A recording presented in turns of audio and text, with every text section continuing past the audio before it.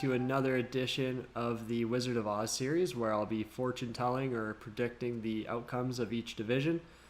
And this episode will be the NFC North with the Chicago Bears, Green Bay Packers, Minnesota Vikings, and Detroit Lions.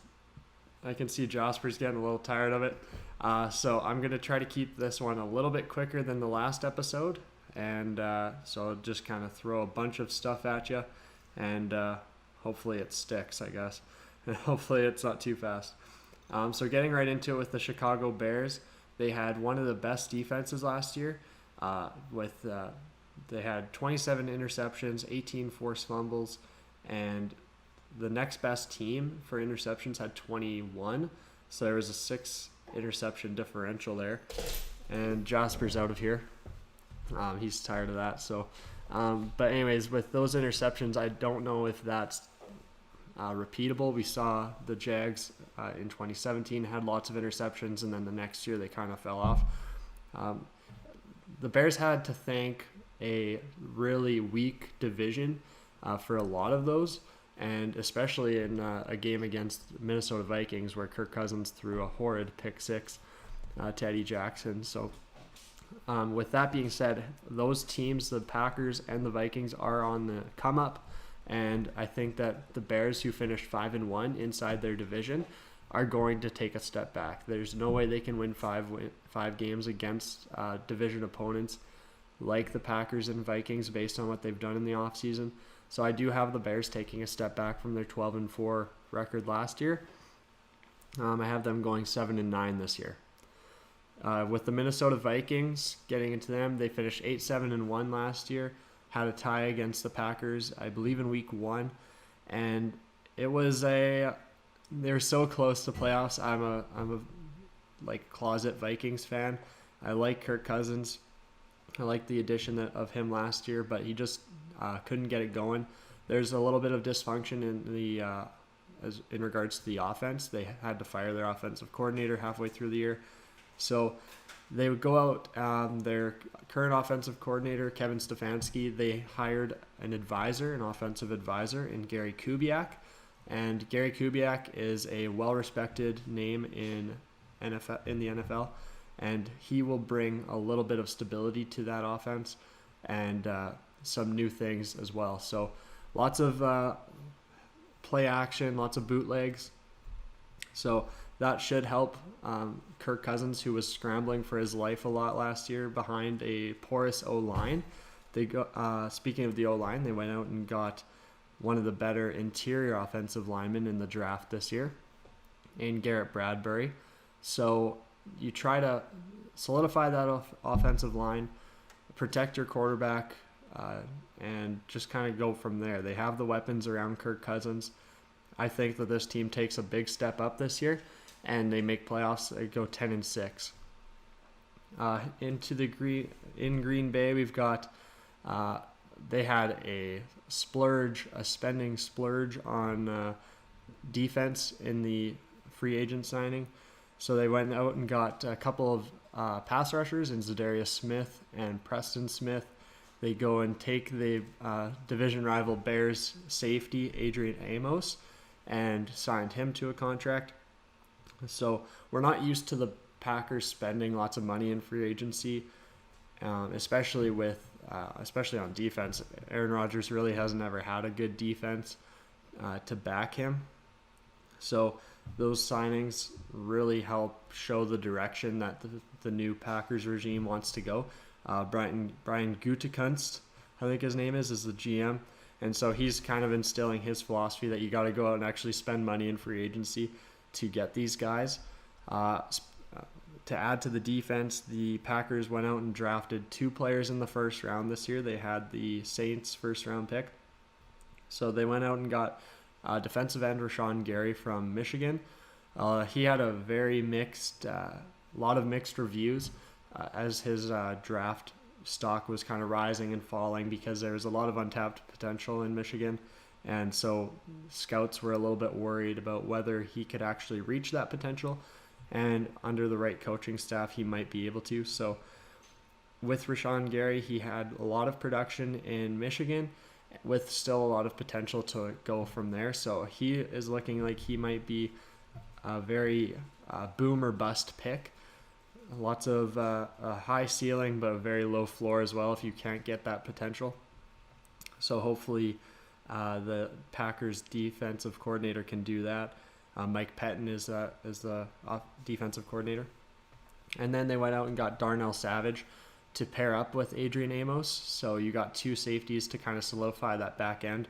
The Packers secondary has kind of always been bad.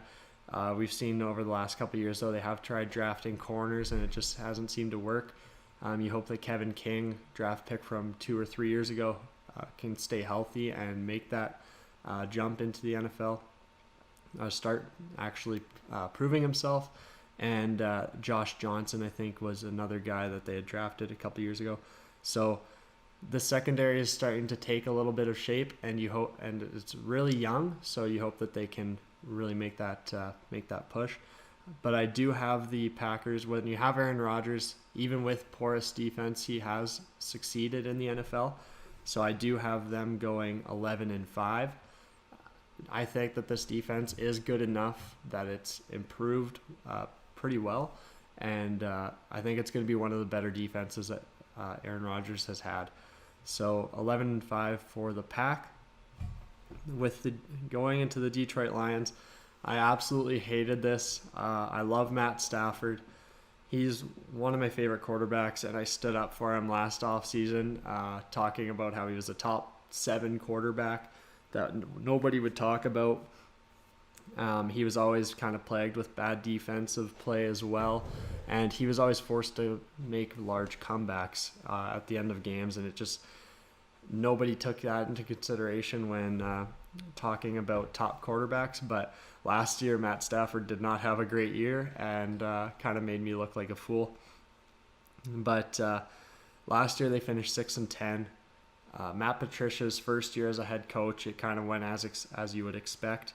And this year in the offseason, they go out and sign a bunch of Matt Patricia guys, a bunch of guys that'll fit his hybrid system.